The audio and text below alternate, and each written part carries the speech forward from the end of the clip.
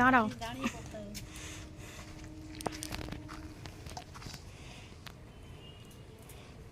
এটা কে দিয়েছে? এটা বোন। হ্যাঁ বোন।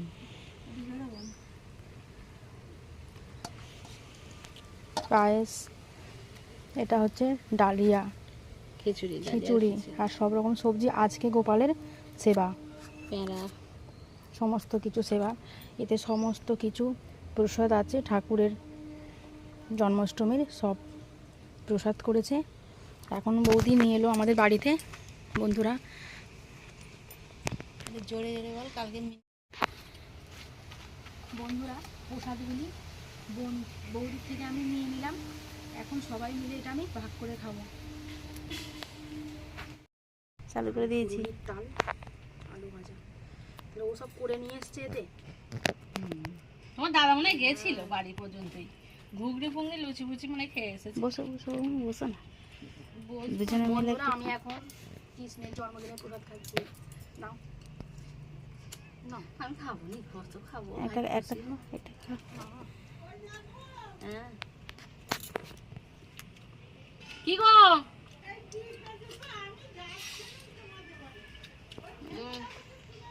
বন্ধুরা, তালের তৈরি লুচি, তাল লুচি। ওই জন্য হলুদ কালার হয়ে আছে, খুব সুন্দর লাগছে দেখতে। কত কি দিয়েছে। সবুজ মিষ্টি, এটা সেই সবুজ রঙের যে রসগোল্লা বাজায় সেটা, সব রকমই করেছে। দারুণ দারুণ হয়েছে, খুব সুন্দর ছবি। পান্তুয়া, পান্তুয়া তাল করতে দেখো এখানটা, দারুণ ছবি, দারুণ দারুণ করেছে। লজিকার প্রসাদ ভাইরাল হয়ে গেল।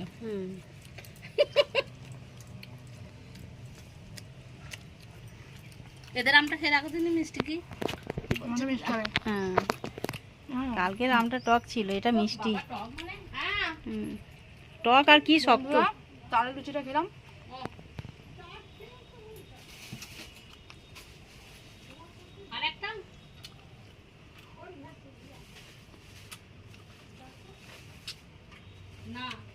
বন্ধুরা সত্যি বলতে কি এবছরে আমাদেরকে অনেক বাড়ি থেকে প্রসাদ দিয়েছে। আমরা বাড়িতে পুজো করেছি। ও এর সঙ্গে জয়রা আছে, আমরা মিষ্টি আছে। কেনকাই নিয়ে যাবো নি আর, খালি কেনকাই। হ্যাঁ নিয়ে যাচ্ছি তো, বাসন দেবো। বন্ধুরা সবাইকে ভাগ করে দিয়ে দেবো এই প্রসাদ, বাড়ির সবাই। আমি প্রসাদ খেয়ে নিয়েছি। আমি একটা তাল ফুরুলি খাই।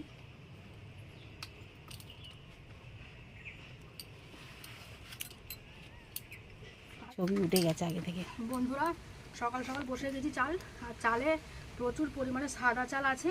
এটা রেশনের চাল বাছছি বন্ধুরা, তো প্রচুর সাদা চাল। এত সাদা চাল এইবারে দিয়েছে, গিজ গিজ করছে একদম। আমি এগুলোকে বেছে নিই।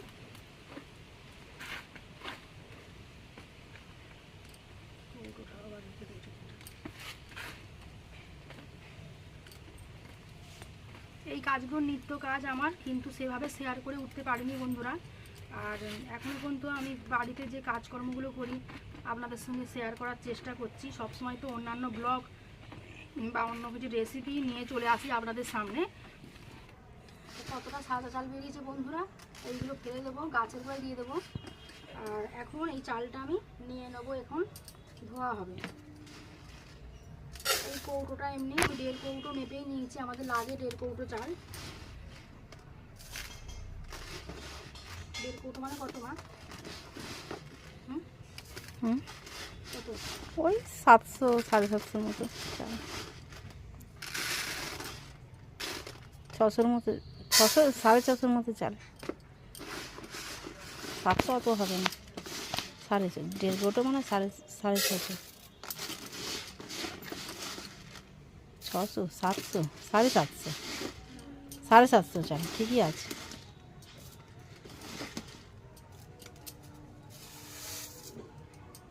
বন্ধুরা চালটা মেপে নিয়ে নিয়েছি, এটা ধুয়ে নেবো। আর এই দিকটা আমি কলমি শাক দিয়ে বাছাই করে রেখে দিয়েছি, কলমি শাকটা আমি কেটে নেবো।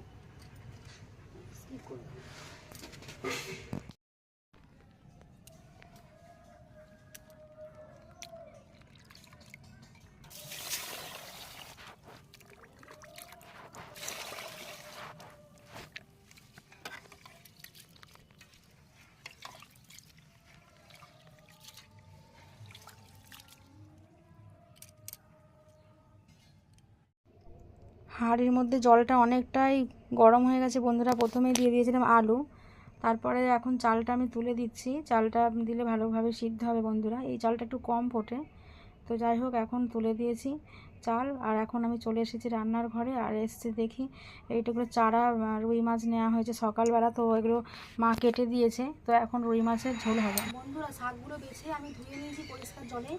এখন আমি শাকগুলো কেটে নেব।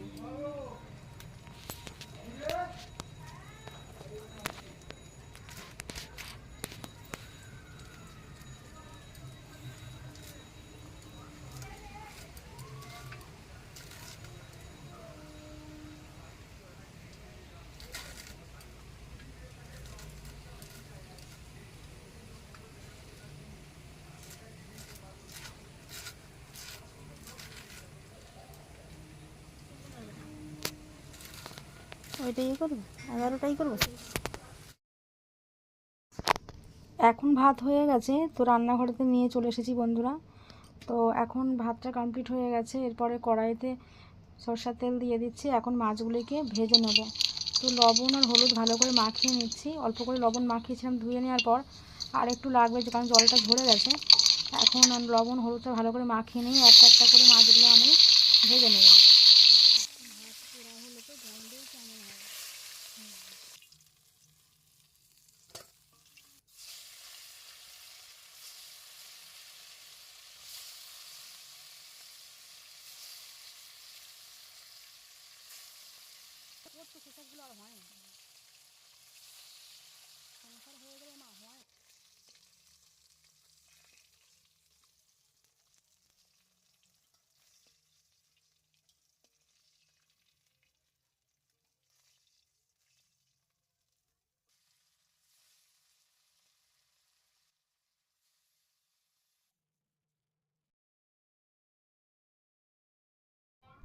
কড়াইতে ফোড়ন দিয়ে আর দিয়ে দিলাম কলা।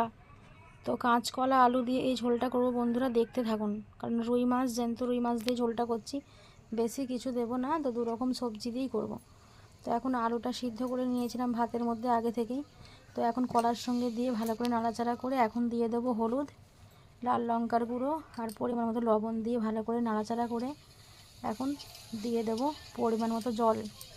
দিয়ে আমার যতটা ঝোলের পরিমাণ আমি ঠিক ততটাই জলটা এখন দিয়ে দিলাম।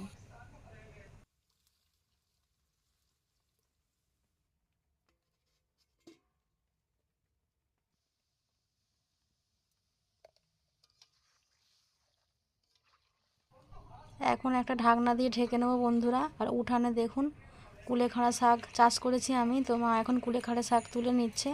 এই শাকটা কিন্তু ঝোলে দিলে কিন্তু খুবই স্বাস্থ্যকর ঝোল হয়ে যাবে বন্ধুরা। তো চলুন দেখতে থাকুন। তো এগুলো আমার অনেক শখের, তৈরি করেছি উঠানে। তো আমি এগুলোকে তুলে এখন ঝোলে দিয়ে দিই। বেশিরভাগ এরকম থানকুনি পাতা, কুলপি শাক এরকম দিয়ে দিই মাছের যখন ঝোল করি। তো মা এগুলোকে এখন তুলে নিচ্ছে, ভালো করে ধুয়ে নেবে জলে, তারপরে দিয়ে দেবে ঝোলে।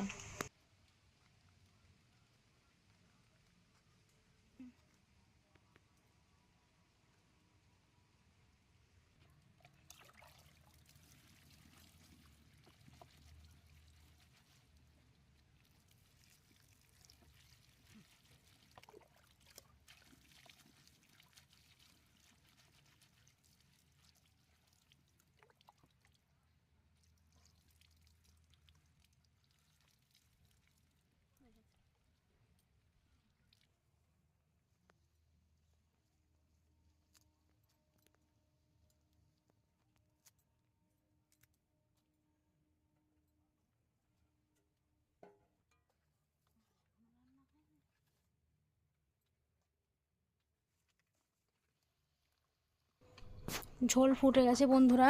এখন ভেজে রাখা মাছগুলি দিয়ে দেবো ঝোলের মধ্যে।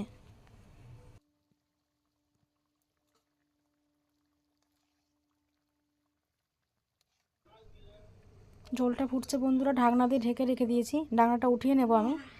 এখন দিয়ে দেবো জিরা গুঁড়া, দিয়ে আমি ভালো করে নাড়াচাড়া করে নামিয়ে নেব। ঝোল আমার কমপ্লিট হয়ে গেছে বন্ধুরা, এখন আমি নামিয়ে নেব।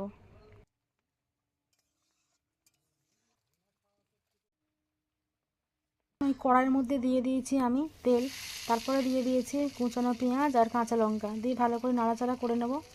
একটু ব্রাউন কালার হয়ে এলেই আমি দিয়ে দেবো কুচানো শাকগুলো।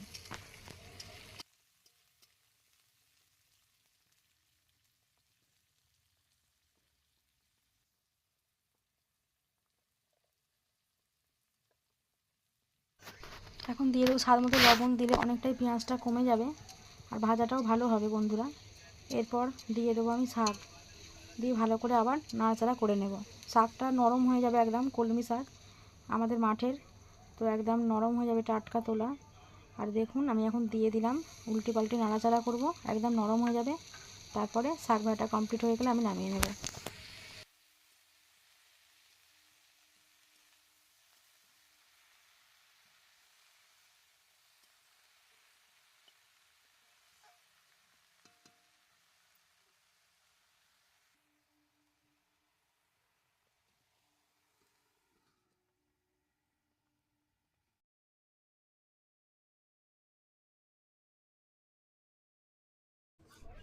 এখন বন্ধুরা খেতে বসে যাচ্ছি, দুপুর হয়ে গেছে অনেকটাই।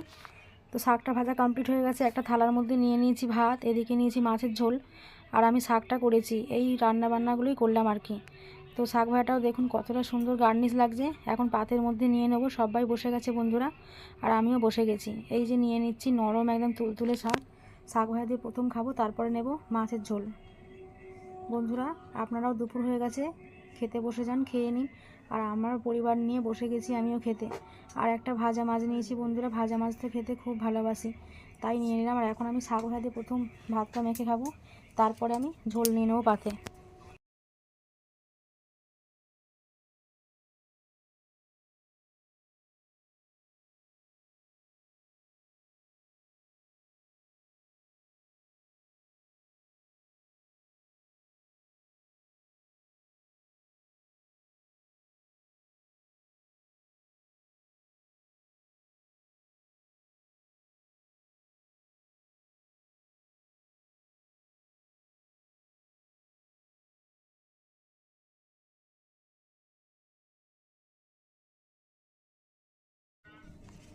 বন্ধুরা এরকম দৈনন্দিন জীবনে আমি কি করি না করি টুকিটাকি আজকে একটু তুলে ধরার চেষ্টা করলাম। প্রতিদিনই কোনো কাজকর্ম করি, তো বাপের বাড়িতে আছি বলে কিন্তু রেহাই নেই, শ্বশুর বাড়িতেও রেহাই নেই, বাপের বাড়িতেও রেহাই নেই, মেয়েদের কোথাও রেহাই নেই। তাই সেই কারণে বলি মেয়েরাই এরকম আর কি, কোথাও গিয়ে বসে থাকতে পারে না, টুকিটাকি যেটুকু সামর্থ্য মতো কাজ করতে পারে সেইটুকুই করে।